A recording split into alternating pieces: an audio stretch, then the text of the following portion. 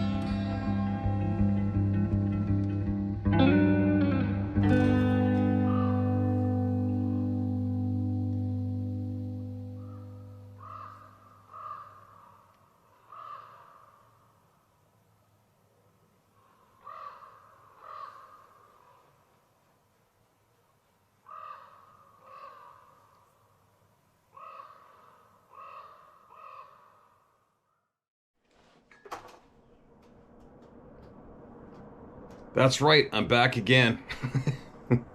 That's right. Back again. Won't stop.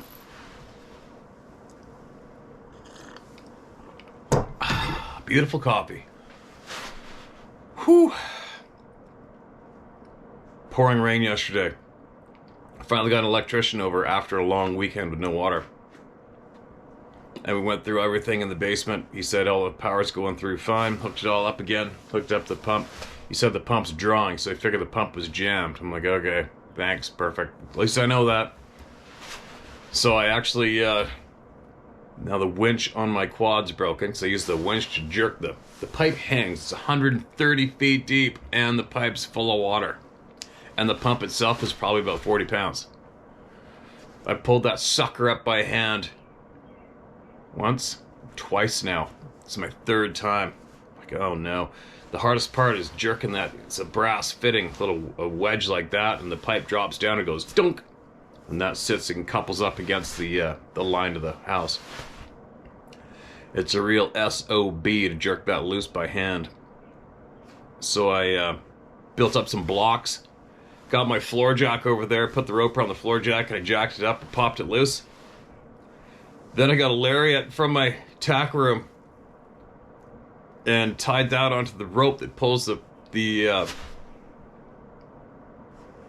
well pump and pipe out of the ground. And I got Sarah to drive my truck up the driveway, and I hooked that on the front bumper, and I got her to inch her way backwards.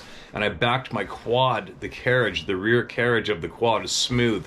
And I backed that right over top of the hole, perfect angle.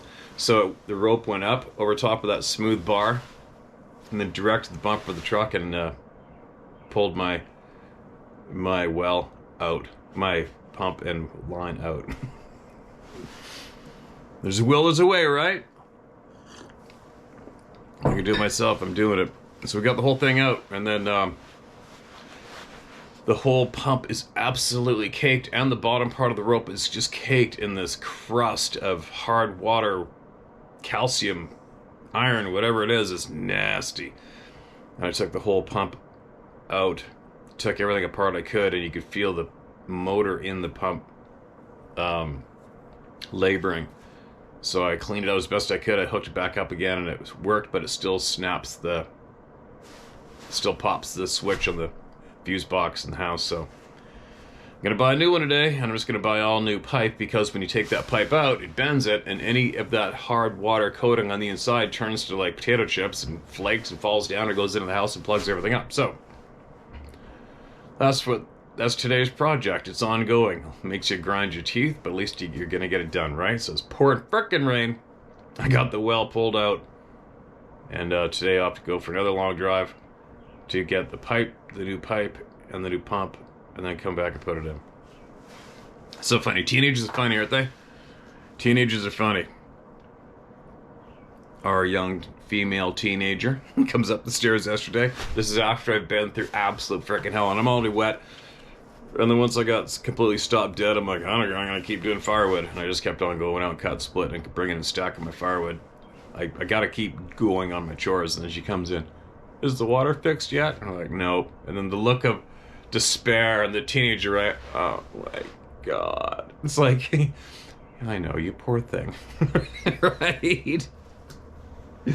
So funny. They haven't a clue what you just went through out there for the whole time, right? It's kind of funny. I'm babbling. Probably not even making sense.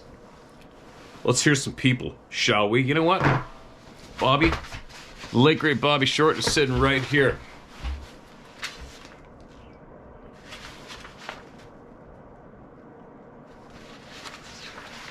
So let's hear from Bobby this morning again, shall we? Okay, we read that one. Oh, here we go. Mr. Organized, right? We started off the Alaska shooting yesterday, I believe. This is called the Montana shooting. A Billings, Montana rancher by the name of Steve Kukowski told his local authorities that rumors had began circling for months that a hair-covered beast had been shot and killed near the Crow Reservation, and its corpse zipped into a body bag and whisked away by federal agents minutes before the local authorities arrived to investigate. The local FBI agents denied any knowledge of the incident, and Montana Fish, Wildlife, and Parks Department refused to comment. Locals, however, insisted the rumors were true. 1 second, turning off the heater. In 2001, Rudy Durobnik, a wildlife biologist with the Utah State Department of Natural Resources, tracks such stories with a personal interest. He felt the statements needed further investigation. Durobnik's investigation revealed the beast described was black, hairy, and its body was in fact whisked away by federal agents who, it was said, cleaned up the area of any trace. Mr. Dexter Fallsdown, director of public safety for the neighboring Crow tribe, described the same story for the Billings Gazette, basically saying, The feds came and picked it up, and that was that. Durobnik added with some disgust, if there's a dead Bigfoot around, like they say, you wouldn't be able to get anything out of the officials if you pried them with a crowbar. John Kirk, keeper of the BCSCC, British Columbia Scientific Cryptozoology Club, recorded several early day shootings of the Sasquatch. There is little detail in the older reports. For example, there's a brief moment of a shooting in 1905 at Gardner Canal in Kitimat, BC. A Sasquatch was reportedly killed there. The two witnesses apparently told taxidermist Bob Titmus about a shooting that occurred at Hartley Bay somewhere near Bella Coola in 1967. Janet and Colin Board recorded in their Bigfoot casebook that the creature screamed and fled. The two witnesses were unable to locate the creature's body. However, the paranormalist, those who study the occult practices, assumed the haired individual simply dematerialized to some other dimension, a conviction I do not adhere to. There is no chance I would even believe the human physical body, functioning the way it does, is capable of dematerializing. I think that's Bobby. I think that was Bobby's stance on that end of it. Whatever. Teach their own, right?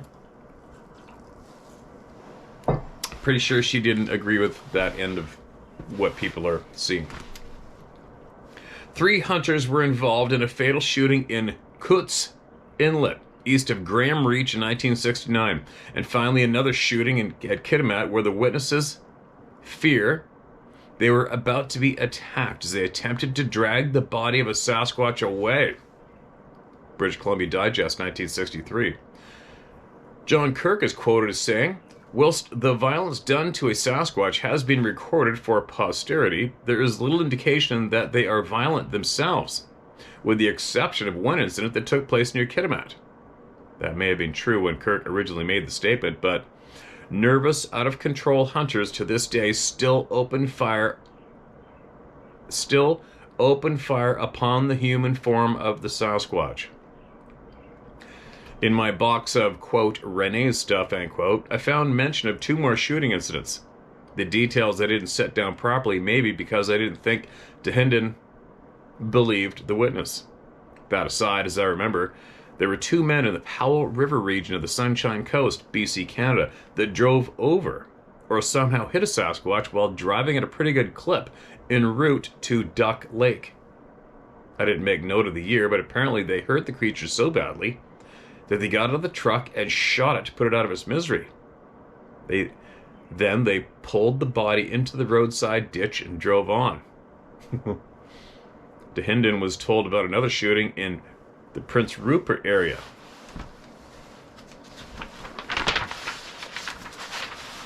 Miles from Port Edward. By the time it was reported to the authorities in Prince Rupert, the body had been moved from where it fell. Tracks and drag marks were located, but no body. There you go. Man, it's funny back then, it seems that any word that got out anywhere was written on paper. Right? Written on paper, and that made it somewhat, excuse me, harder to hide the facts, in a way.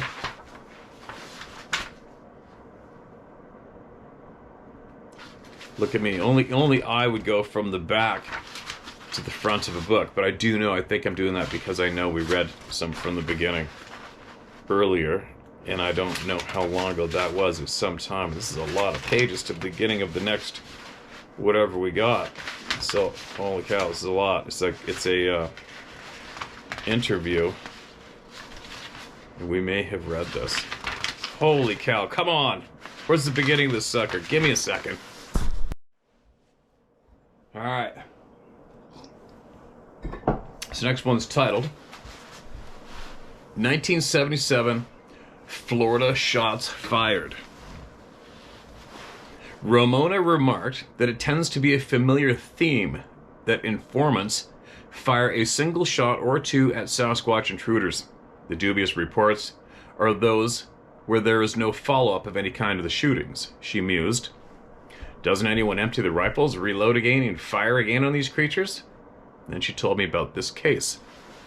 Late one night, a Lee County resident in rural Buckingham reported spotting a booger and said 7 shots were fired at the animal but seemingly failed to affect it. Leon Woodward said the 12-year-old son of his neighbor, Jose Negrod, told him after the boy saw a wild-looking, hairy man at the window of his home in a wooded area of rural eastern Fort Myers, 1977, some 36 years ago at this writing. His father was away and the boy was alone at his home on the then unpaved Drawdy Road. Woodward said the same home was broken into Wednesday night before this, although he didn't think the break-in was related to the booger sighting, but no one was sure. According to Ramona's witness description, the creature stood nearly 8 feet tall on 2 legs, making no noises, ran away. Later, the men found the creature again, and his neighbor fired 7 rounds from a .22 rifle at a distance of about 25 feet. I know he hit him because he could hear the sound of bullets hitting him. He said, maybe it takes more than a .22 caliber round to penetrate their thick hide. Probably. Woodward said the creature started toward them and then fled the opposite direction. He walked on 2 legs and smelt like burnt sulfur. In the end, Woodward called the Lee County Sheriff's Department twice, but the deputies said nothing was found at the Buckingham home on either visit. Woodward said Negrod continue to search the woods for the beast. The late Ramona Clark, Hibner, Florida. Here's another title. Shots fired, no physical reaction, ? I have 2 accounts in my data of shots fired with no apparent physical reaction shown by the Sasquatch. The first of the 2 cases occurred in 2002 and was filed by a law enforcement retiree who was adamant he didn't want to be identified. His email was intimidating. Late at night, and close to retiring after a day's hunt, the informant was in the windowless hunting shack somewhere off Idaho's Highway 21. Unable to see out, he kept hearing something walking around outside, even brushing up against the walls of the dilapidated shack. There was, he said, intense rustling on fallen leaf matter on the ground. Thinking bear, he shoved aside his rifle and reached for his handgun, which was a Glock 31. He eased back on the front door and stepped out onto the stoop and waited for his eyes to adjust to the moonlight. A giant figure walked into view.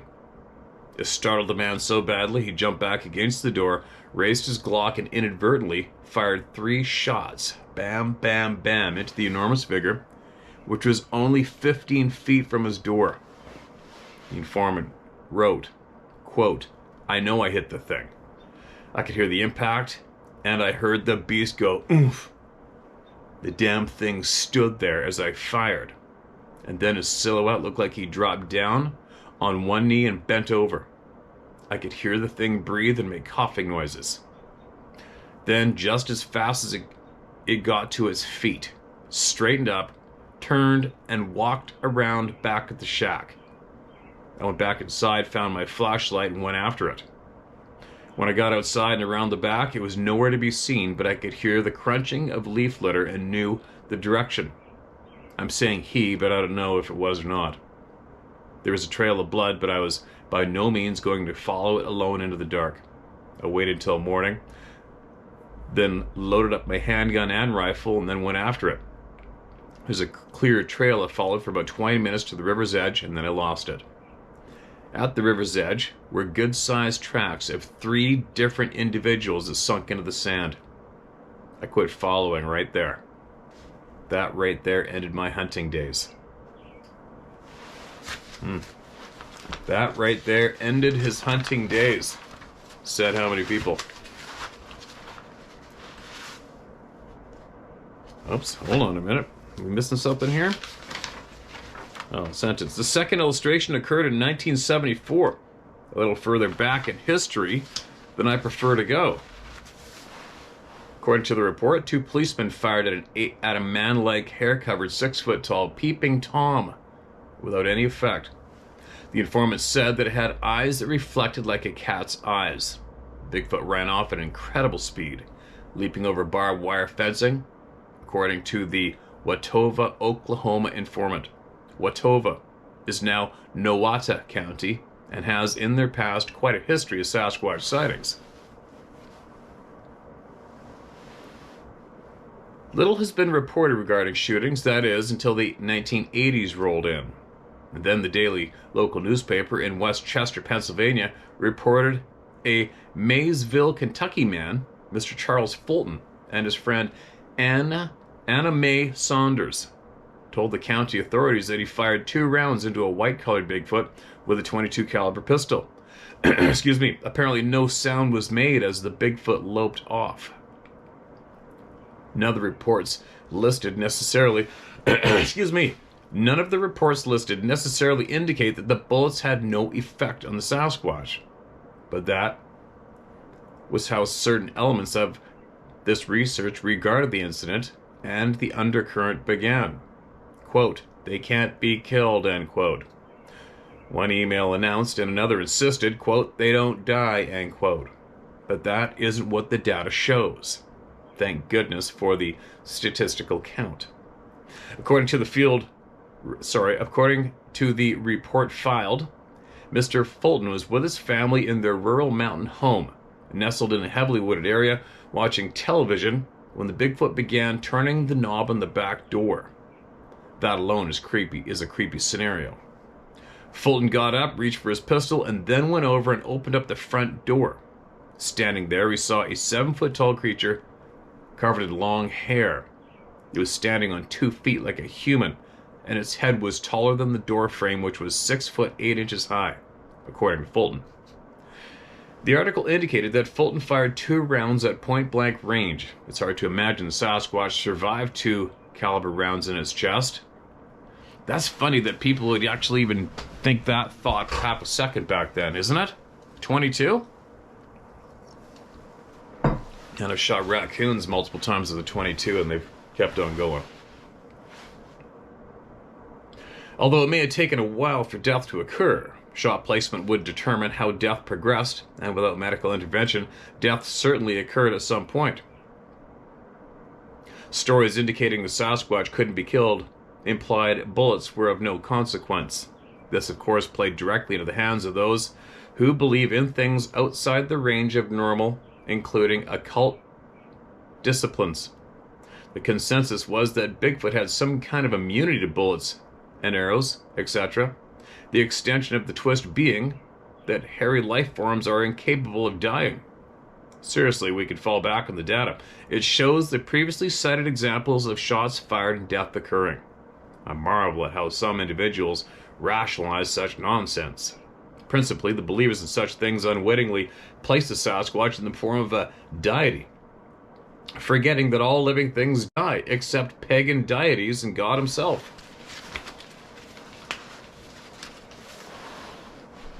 One case in the data came from an interview with a Coos County, New Hampshire dairyman who declared that the wood devil his grandfather shot point blank in the chest actually dematerialized before his very eyes. My thought was, wow, what a concept. The physical body vanishing like that is a very dramatic concept to contemplate. Can't see why people hold on to such spectacular ideas. It's so like a 1950s retro ray gun movie. But is it true? In reality, of course it's not true. If the Sasquatch is capable of becoming invisible, why do they hide behind trees to watch us? If they are capable of projecting debilitating infrasound, why don't they use it on the hunter when being shot at? Apparently this next report didn't record either of those 2 behaviors. Alex Solinak, in, quote, "It's too bizarre for science," end quote, listed a Victoria Colonist report, that's a Victoria, British Columbia newspaper, where First Nation people between Union Bay and Comox, right over there, using rifles, shot at what they thought was a bear digging on the beach. Surprised at the shot, the Sasquatch straightened up, yelled, and ran into the woods on 2 feet. The creature was digging clams. The article failed to mention if the round actually hit the creature. Alright, do I keep going?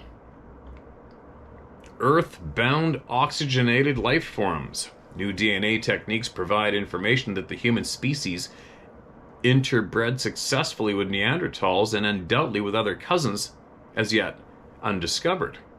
If all of that new understanding is even half true, there's no logic in any belief that humans, to include the Sasquatch, have exceptional capabilities beyond what you and I have. No magical capabilities. The human body is not physically built to withstand changes critical to the shape-shifting concept. Neither can the human body withstand G-forces without specialized garments, which puts the UFO-Bigfoot connection theory in a bit of jeopardy. The human body is physically adapted to being earthbound. Add to that the lack of oxygen and other world conditions, and I fall short of understanding the shape-shifting concept. That we know of, no living animal has an ability to disappear. For me, the thought defies logic. It defies medical knowledge. Yeah, well, I think a lot of information's come in to maybe possibly might have changed Bobby's mind by now. Maybe, I don't know. Who knows? Who knows? There's a lot of people, well, you know what? Take from what you will, leave it. Everybody's going to come to the conclusion they come to. I'll read one more. I'll keep going, I mean. Recognition. Except for the curiosity factor and man's desperate need to see an oddity few ever get to see, the Sasquatch neither detracts from nor contributes to our society. Their choice is to live separately from civilized man. The Sasquatch family takes care of their own kind and look to no one for aid of any kind.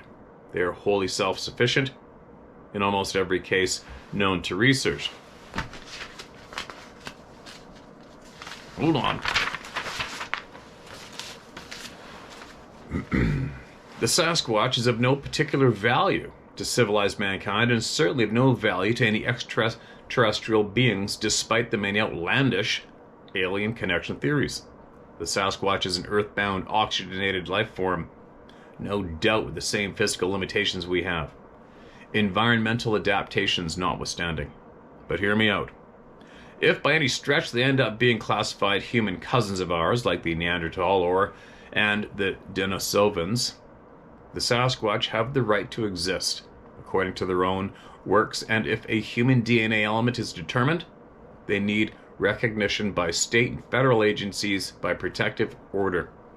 Even without a protective no-kill order, nobody has the right to shoot them under the guise of bringing one in for science.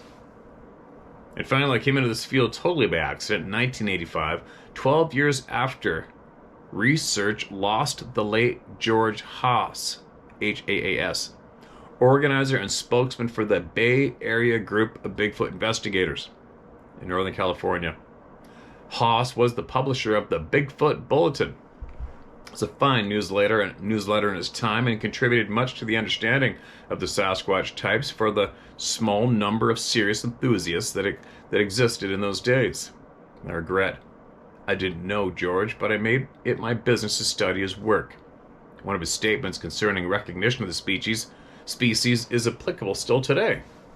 Quote, "Fortunately, there seems to be a growing trend in the West to recognize that animals and other forms of life have rights of their own, that they were not just put here for the benefit of man, but are fellow passengers on the spaceship Earth through time and space, and thus entitled to the respect and consideration due to any fellow traveler.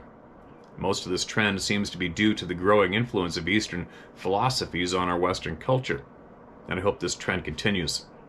As a species, we have appointed ourselves trustees of the Earth and everything on it, but actually, we do not own anything.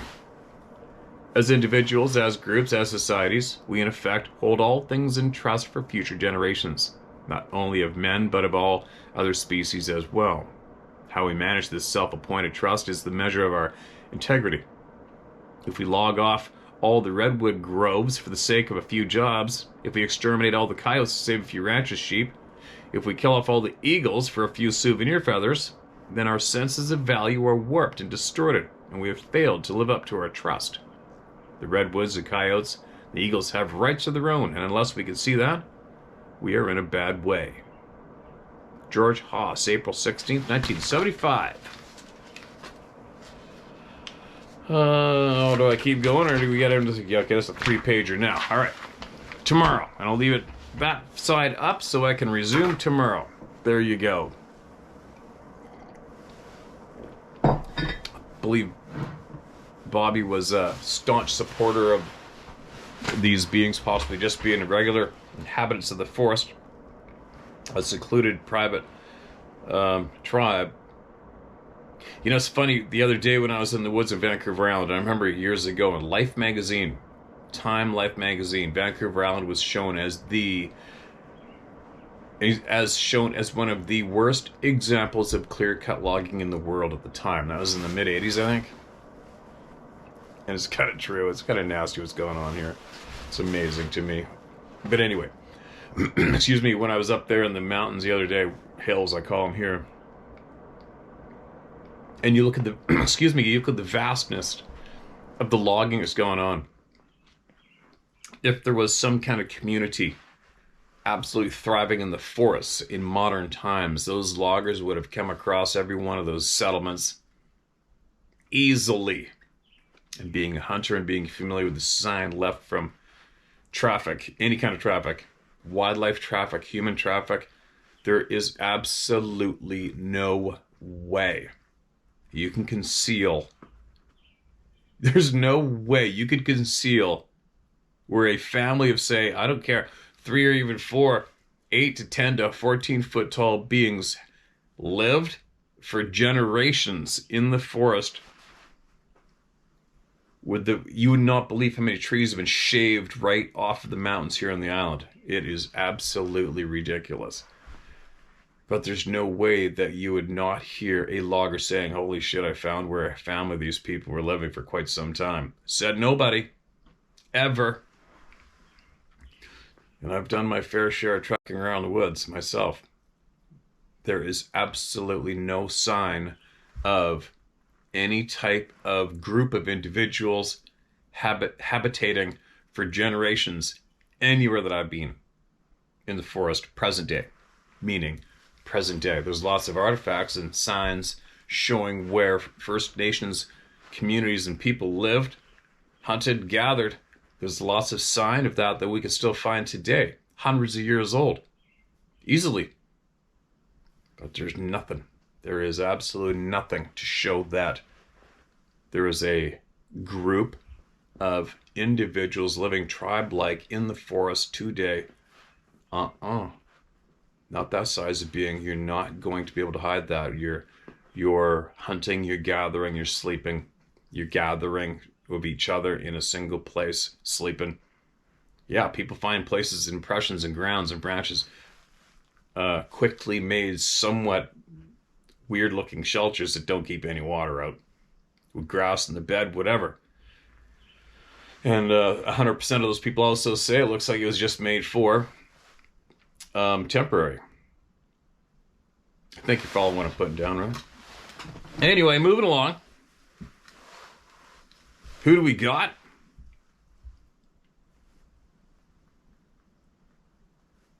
Who do we got? What do we got? Let me see.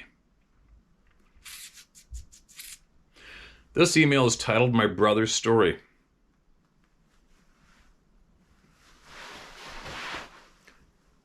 Hello, Steve. You can use my name. It's Seth Alder.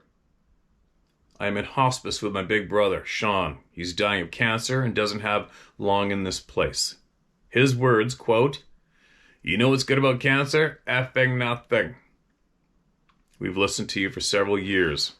One of our favorite stories was a hunting story about the foreign client you tried to tell a joke to, and it went horribly long. We laughed our asses off. Yeah, it's a pretty good one, isn't it, for somebody to hear, but it definitely wasn't fun when it went down. I should retell it sometime, and I'm sorry to hear of your brother's position right now, and I hope he's still here to listen to this email. And for all of you who don't know, it was a funny story. Maybe I should tell it again sometime. I had a guy from Hungary, didn't speak English at all. We were all joking at the table. We had a doctor, a famous doctor from the States, telling us about people putting things inside their body. And I tried to tell the man afterwards about the joke that was being told at the dinner table, because everybody's laughing their frickin' head off, and he's just sitting there by himself, didn't know anybody, didn't know any English, and he had a translation book. And it took me an hour to try to translate what the joke, funny story was the funny doctor told.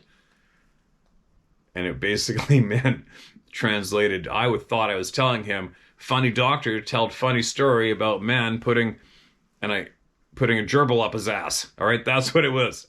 And I couldn't find the word gerbil. All I could find was guinea pig. And then I gave him the piece of paper, and he read it, and he freaked out on me and ran out of the cabin. I'm like, shit, no. Oh, no, I think I just told him that I wanted to put something in his ass, right? Yeah, it's a good story. And it's really, truly happened. It really sucked, and I'll never do that again. Sorry about that. My brother had an encounter with one of these beings. I've asked him to share his experience with you many times, but he never had the energy. So I'll share it with you. This took place in Fort Pierce, Florida about 8 years ago. He owned property that backed up against thick mangrove swamps that seemed to go on forever. He had a shop built in the back of his property where he grew plants to sell at the local farmer's market. It was his favorite place to sit with his dog and smoke a cigarette. He told me that he was sitting on a chair one evening, just after sunset, when his dog started growling at something in the mangrove. They have lots of wild hogs back there and even a few bobcat. He didn't think it was anything at first, but then he saw a movement behind a tree. He said there was a face staring at him and part of a shoulder from behind a tree. He estimated it to be, he estimated it to be around 7 to 8 feet tall. He said it was hairy, with dark brown black hair. It wasn't fur. It was hair that covered the parts that he could see. When he made eye contact with this thing, it jerked its head behind the tree. He said that he didn't feel fear. He didn't smell anything. He said he knew what he was looking at. It seemed to play peekaboo with him like it was playing a game. It'd look around the edge of the tree and then pull its head back. He said its eyes were intelligent, like a person looking at him. He said this lasted only about a minute, but it seemed to last forever. He got out of his chair and the thing took off. He said he could hear it crashing through the woods and could see trees swaying as it left. He said he never saw it again, but he looked me in the eyes and swore to me that this was true, and I believe him. I believe him too. I know this is not as exciting as some stories, but it's his experience. I feel honored to share it. He's a young man, only 58. He told me to never wait for tomorrow. Live your life to the fullest. Time is the most precious thing that we have. Sean's resting now. He's no longer in pain. Tell the important people in your life that you love them every chance that you get. You can use our names, Steve, Seth Alder, and Sean Alder. All right. There you go. I'm glad we caught that. I'm glad he's in pain. And I hope his journey is a good one, where he's going next. And I guarantee you, that's not the last time you're going to hear from your brother. Guaranteed. And there we go. Glad I found that for you, man. And safe travels to you, my friend. Safe travels to you. Safe travels.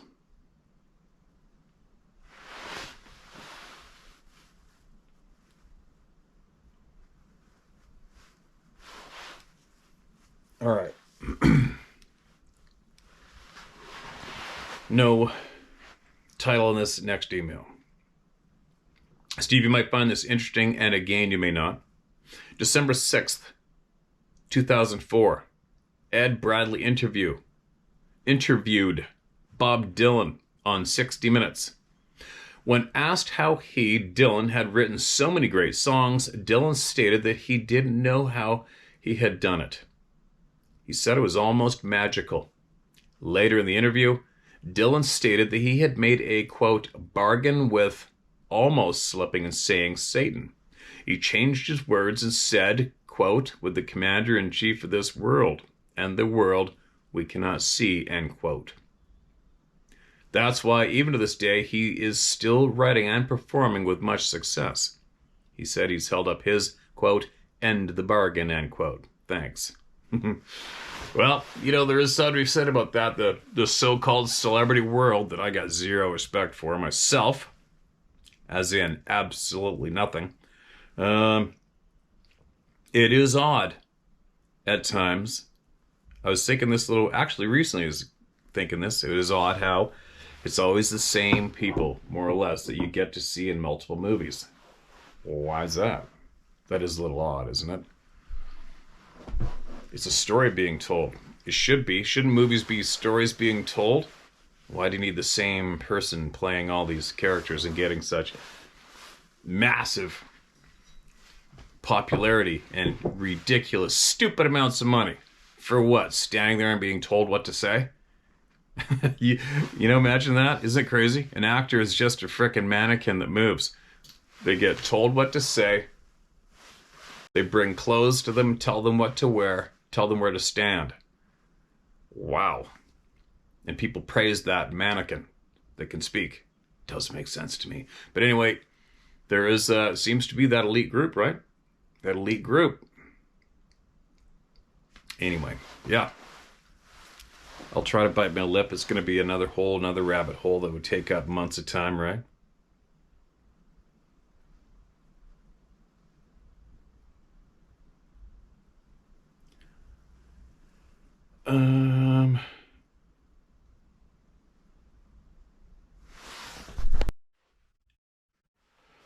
Excuse me, here we go.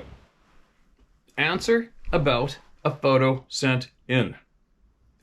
Dear Steve, this is a response to your inquiry, along with a simple theory and not much of a story that follows. When was this sent? Just February. Recently, you asked viewers if they had ever seen a picture or anything like a photo that someone sent you. In the picture of the painting below, The Last Judgment by Van Eyck, there is a dark image near the bottom left corner. The image is of an entity with glowing eyes, 3 or 4 horns and a mouthful of fangs. It reminds me of the image you displayed. This particular entity in the photo of the painting has its fangs biting into a person. See image below. There is an image below. Okay, I'll show that in a bit. Excuse me.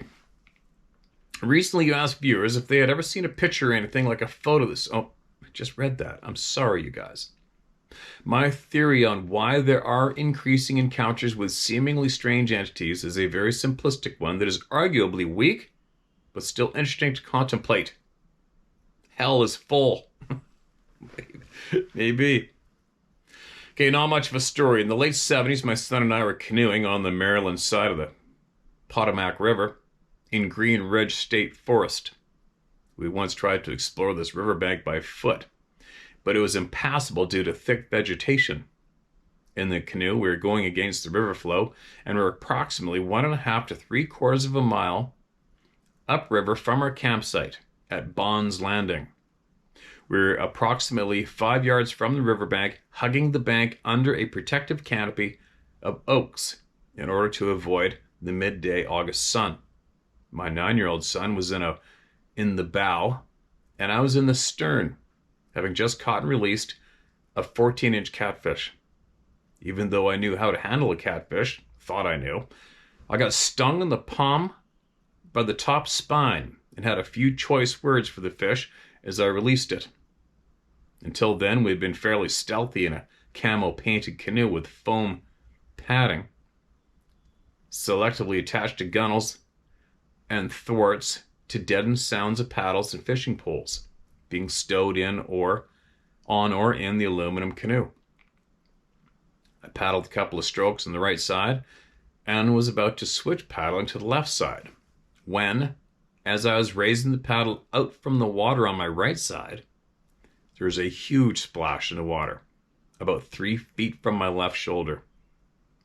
Then I clearly heard a rock crash into another rock under the water. I'm guessing that the rock was at the size of a fist, probably larger. My son didn't hear the rock crash against the other. even though the water was only about 12 to 18 inches deep.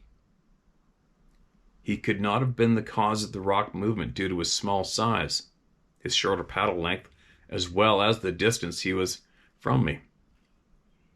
I don't know what could have caused that. Could a large jumping fish have caused a rock to dislodge and drop it onto another? If the rock had been thrown from the nearest bank, I'd have heard it rustling through the thicket or the overhanging trees. If it had been thrown from the other bank on the West Virginia side, it would have been a good 50 to 75 yard toss, which is possible. Quite a throw.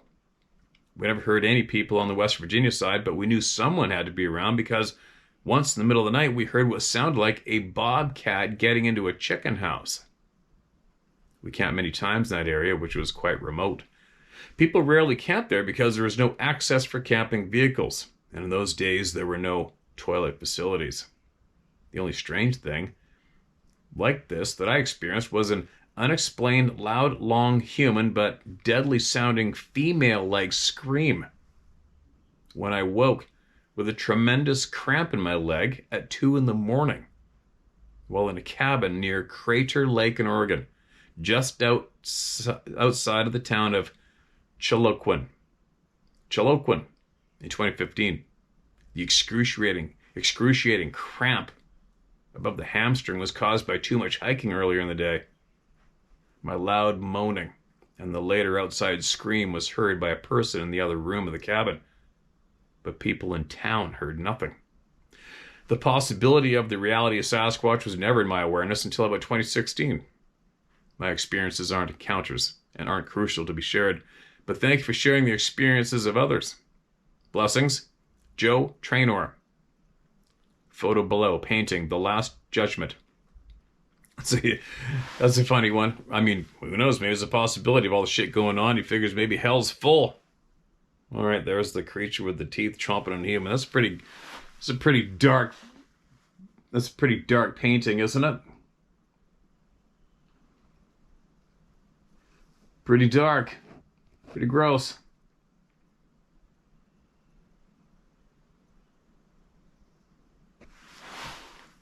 Appreciate you sharing that, man. And it all counts. Doesn't matter.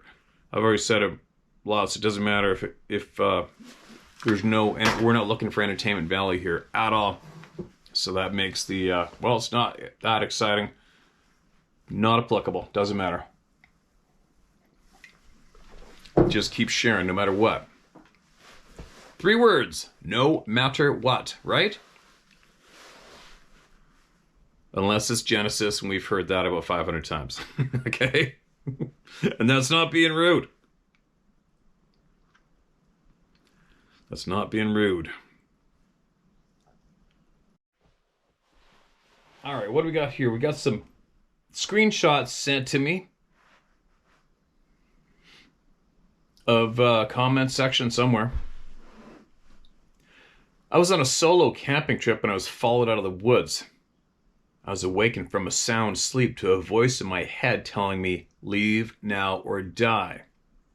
I wasn't really scared, but I had an intense feeling of impending doom, and I tried to ignore it, but the feeling only intensified, and after about 45 minutes, I picked up and started out of there. My first thought was I was being stalked by a mountain lion. I was continually watching my 6, and after about 20 minutes, I stopped, and that's when I heard 2 distinct heavy footfalls to my right about 40 feet away. It was so dark, and the woods where the sound came from were even darker. I focused on the spot for a couple of minutes and started again. I went a short ways and stopped. Once again, 2 footfalls. I started off again, and after about 15 seconds, I stopped and spun quickly, hoping for a glimpse of whatever it was. Again, 2 footfalls and silence. I couldn't see anything. The feeling of doom and the voice in my head were constant the entire time. I made it to the trail I needed to start out. I made it to the trail I needed to start out of that hollow. After I'd gone about 100 yards, the voice and feeling went away. Creepy. No thanks. Nobody's told me to leave or you're going to die in my mind yet, and I am not for 1 second thinking that's not going down in the world. Just hasn't happened to me yet, and I don't need that to happen to me. Here's another one. Escorted answers. I was stalked, paralleled, escorted in Michigan. I threatened, swore, screamed, and threw rocks at the thing. It made no noise or response to me. The being was mimicking my footsteps, step for step, like perfectly matching them. It was highly disturbing and unlike anything I've ever encountered in the woods. Guy Lefebvre, Unionville, Michigan. Guy, your comment has just been shared.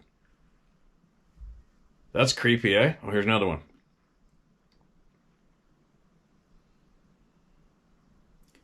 I'm afraid we are falling into the same old trap of rehashing the Sabe behaviors and patterns over and over again, not making substantial progress, almost like the ones whooping and tree knocking at night.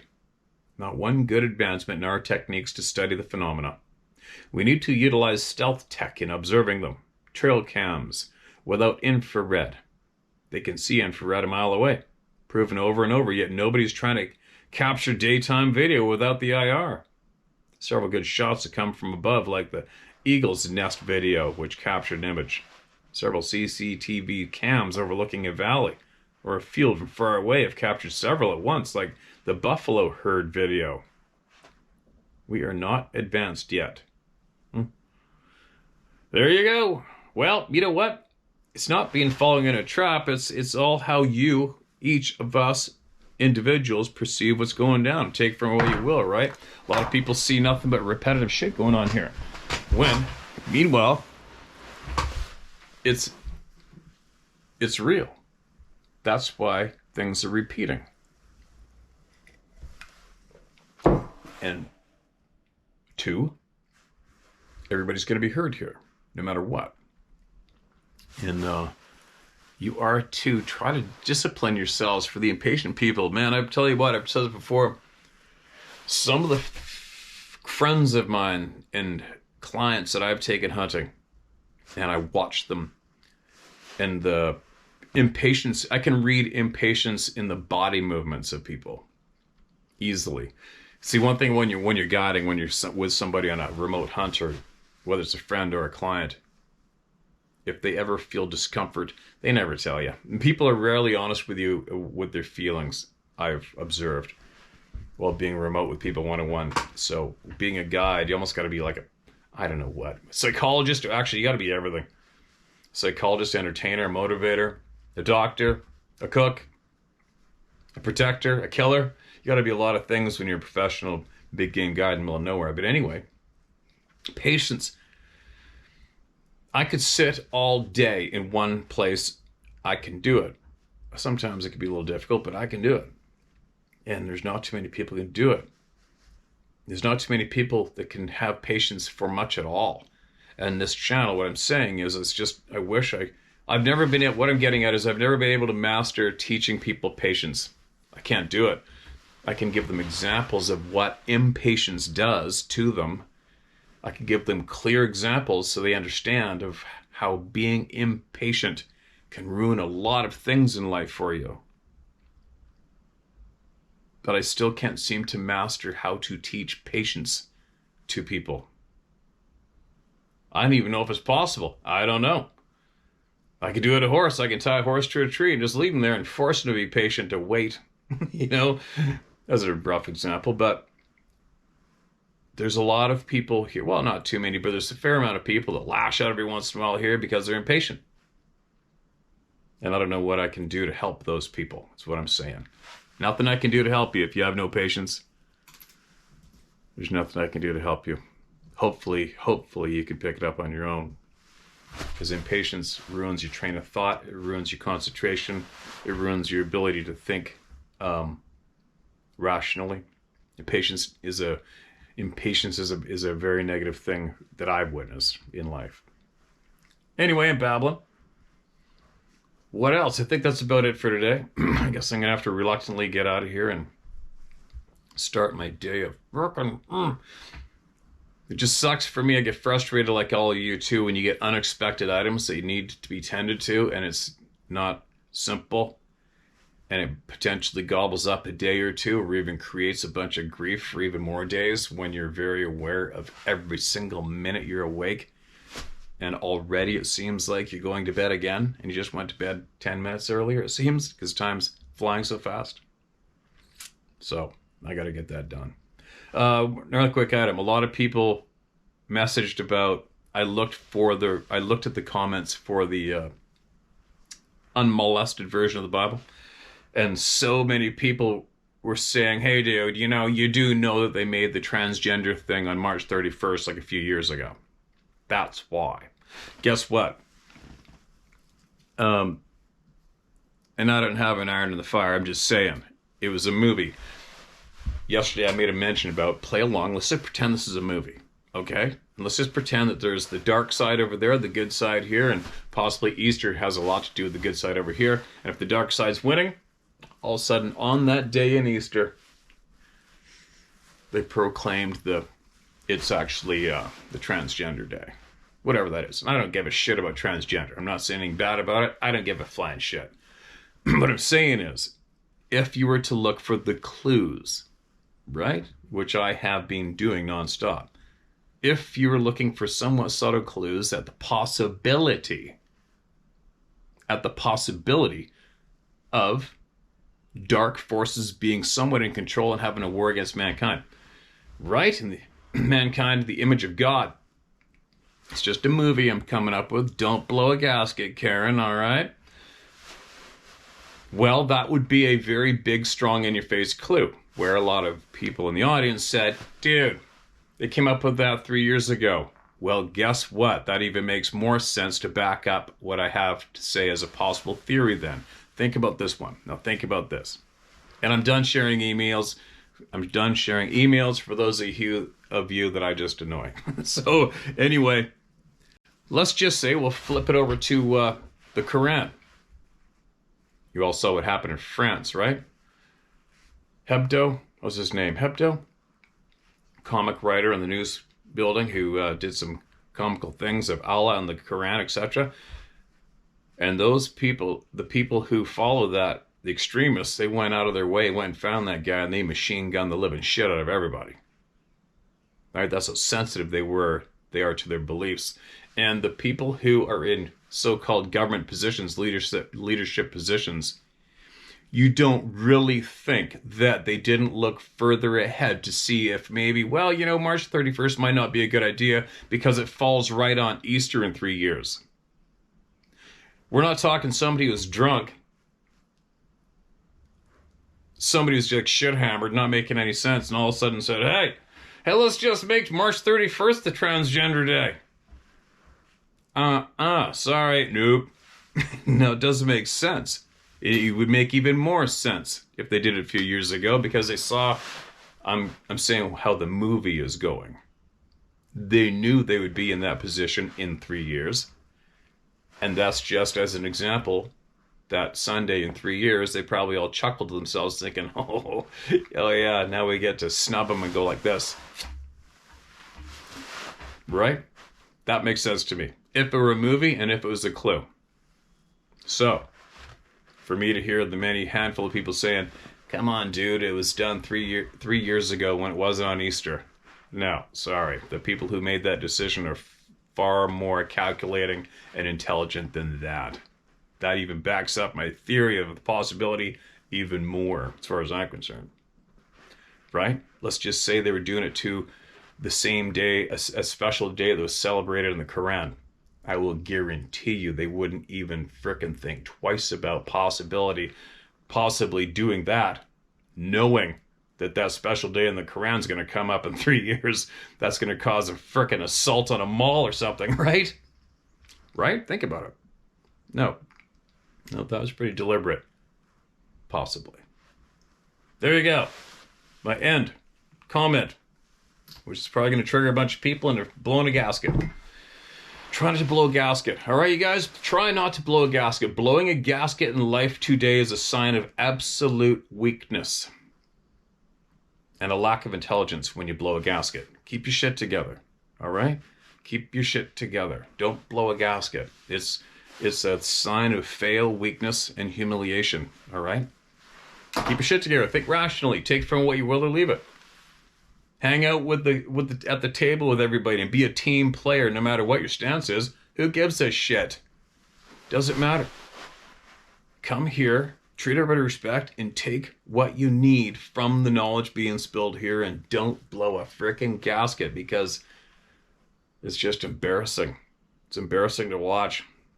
You know? Be strong. Show the example. Anyway, there you go. Share my story at howtohunt.com. All right? Get me your knowledge. Get me your first-hand knowledge, your second-hand, and give a flying shit. I hope everybody can send out a prayer for that man's brother who's about to take on his next journey, and pray for him. It'll be painless and smooth, and his travels are safe, and he arrives at his next destination safely. And I'll be back tomorrow. Hopefully showered and shaved. Later.